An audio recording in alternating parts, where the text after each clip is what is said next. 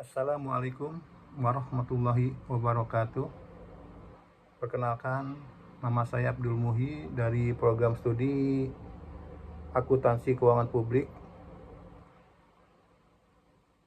Pada kesempatan ini, saya akan menjelaskan secara singkat proses lahirnya Pancasila yang menjadi salah satu peristiwa penting dalam hidup kita dan pelajaran apa yang dapat kita ambil untuk generasi muda saat ini. Pancasila sebagai dasar negara memiliki sejarah yang panjang dan sakral untuk bangsa Indonesia. Bagaimana sejarah lahirnya Pancasila, mulai dari apa itu Pancasila, proses perumusannya, hingga dijadikan sebagai dasar negara. Pancasila lahir melalui proses yang panjang dan penuh diskusi dari berbagai tokoh penting di Indonesia. Mereka berjuang untuk menyusun dasar negara yang bisa menyatukan semua keberagaman yang ada di Indonesia. Proses itu tidak mudah karena melibatkan perdebatan dan pemikiran yang mendalam. Setelah melalui perjalanan panjang, Pancasila akhirnya ditetapkan sebagai dasar negara dan ideologi bangsa Indonesia.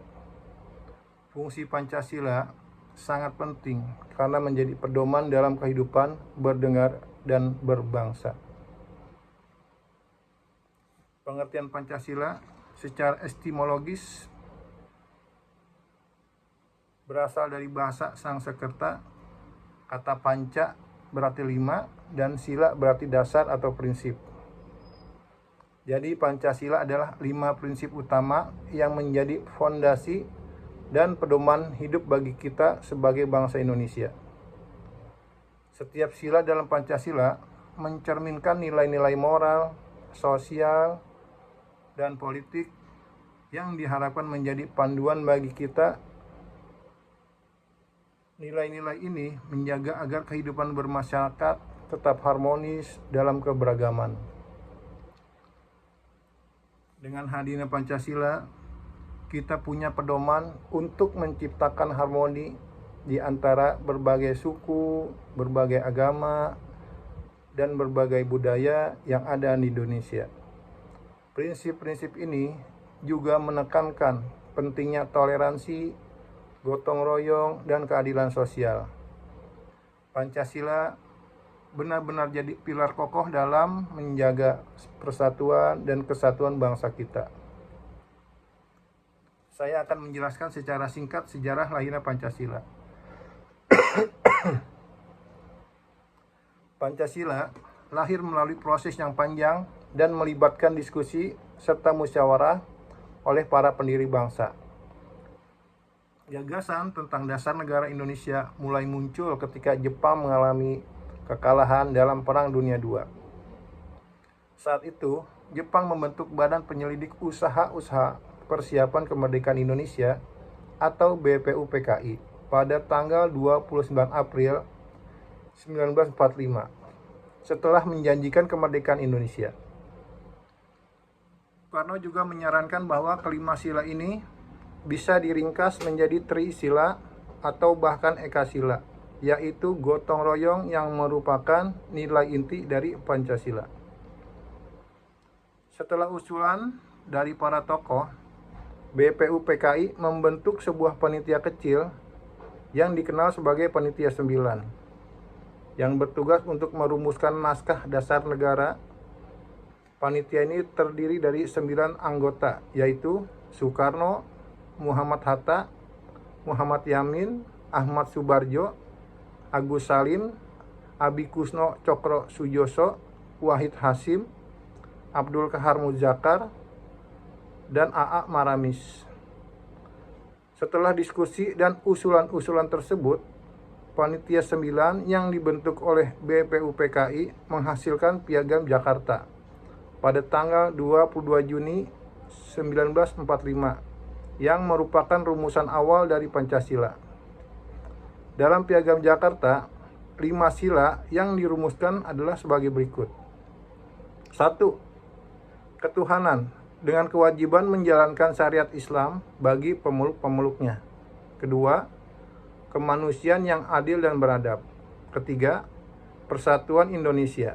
Keempat, kerakyatan yang dipimpin oleh hikmat kebijaksanaan dalam permusyawaratan perwakilan. Yang kelima, keadilan sosial bagi seluruh rakyat Indonesia. Namun, kalimat dengan kewajiban menjalankan syariat Islam bagi pemeluk-pemeluknya diubah pada 18 Agustus 1945 demi menjaga kesatuan dan persatuan bangsa. Dan akhirnya lahirlah rumusan Pancasila yang kita kenal saat ini. Setelah perdebatan dan penyesuaian, Pancasila akhirnya disahkan dalam Sidang Panitia Persiapan Kemerdekaan Indonesia atau PPKI pada tanggal 18 Agustus 1945 dengan rumusan sebagai berikut. 1. Ketuhanan yang Maha Esa. 2. Kemanusiaan yang adil dan beradab. 3. Persatuan Indonesia. 4. Kerakyatan yang dipimpin oleh hikmat kebijaksanaan dalam permusyawaratan perwakilan. Dan yang kelima, keadilan sosial bagi seluruh rakyat Indonesia. Pancasila menjadi sumber utama dari segala hukum yang ada di Indonesia. Artinya, setiap peraturan dan undang-undang harus sesuai dengan nilai-nilai yang ada di dalam Pancasila. Dengan adanya Pancasila, hukum di Indonesia jadi lebih kuat untuk menjaga ketertiban dan keadilan di seluruh lapisan masyarakat. Pancasila tidak cuma penting di aspek hukum, tapi juga dalam menjaga persatuan bangsa. Lewat Pancasila, kita diajak untuk saling menghargai perbedaan dan menjunjung tinggi rasa persaudaraan. Inilah yang membuat Pancasila menjadi pondasi utama untuk membangun bangsa yang kuat dan harmonis. Pancasila bukan cuma jadi dasar hukum, tapi juga berfungsi sebagai ideologi negara yang mengarahkan tindakan dan kebijakan pemerintahan. Sebagai ideologi, Pancasila memberikan panduan untuk membangun bangsa dan negara dengan tujuan menciptakan keadilan sosial serta kesejahteraan bagi semua rakyat. Pancasila juga berperan penting dalam menjaga persatuan dan kesatuan bangsa. Lewat Pancasila, kita diajak untuk selalu menghargai perbedaan dan menjunjung tinggi rasa persaudaraan di tengah masyarakat yang majemuk.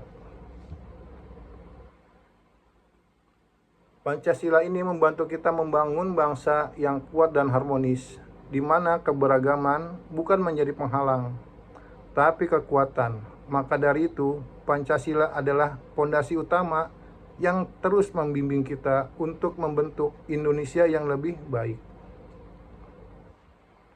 Fungsi Pancasila itu sangat luas. Selain jadi dasar negara, Pancasila juga berperan sebagai ideologi dan pandangan hidup yang mengarahkan masyarakat dalam berperilaku. Selain itu, Pancasila juga berfungsi sebagai alat pemersatu bangsa, membantu menciptakan norma dan nilai yang mendukung kerukunan di tengah perbedaan yang ada. Adanya Pancasila diharapkan masyarakat dapat hidup rukun dan damai. Pancasila mengajak kita untuk saling menghormati dan menerima perbedaan, sehingga kita bisa bersama-sama membangun bangsa yang lebih baik. Dalam konteks ini, Pancasila bukan sekedar teori, tapi menjadi pedoman yang nyata dalam kehidupan kita sehari-hari. Masyarakat Indonesia harus mengetahui sejarah dan makna Pancasila. Diharapkan kita semua bisa lebih menghargai dan mengamalkan nilai-nilai Pancasila dalam kehidupan sehari-hari. Pancasila adalah identitas bangsa Indonesia yang harus kita jaga dan lestarikan. Jadi, mari kita praktekkan Pancasila dalam tindakan nyata demi kebaikan bersama. Pancasila adalah landasan ideologis yang dirancang untuk menjadi perekat kebinekaan Indonesia. Nilai-nilainya merefleksikan kepribadian bangsa yang religius, beradab, demokratis, dan menjunjung keadilan sosial. Dalam kehidupan yang modern dan penuh tantangan globalisasi di era digitalisasi dan polarisasi sosial politik, Pancasila tetap relevan karena dapat menjaga persatuan di tengah perbedaan, menjadi dasar pembentukan hukum dan kebijakan publik, menumbuhkan semangat toleransi dan gotong royong, dan mencegah radikalisme dan ekstremisme. Badan Pembinaan Ideologi Pancasila atau BPIP dibentuk untuk memperkuat internalisasi nilai-nilai Pancasila melalui pendidikan, media, dan budaya. Di tengah derasnya arus informasi, Pancasila membantu generasi muda dapat membedakan nilai mana yang baik dan mana yang buruk. Pancasila menjadi benteng jati diri bangsa agar generasi muda tidak kehilangan kepribadian di era globalisasi. Mengamalkan sila ketiga dengan tidak menyebarkan hoaks atau ujaran kebencian yang memecah belah. Menerapkan nilai kemanusiaan dan keadilan dalam interaksi online, seperti tidak melakukan cyberbullying. Demikian pengertian lahir Pancasila dalam era globalisasi. Cukup sekian dan terima kasih.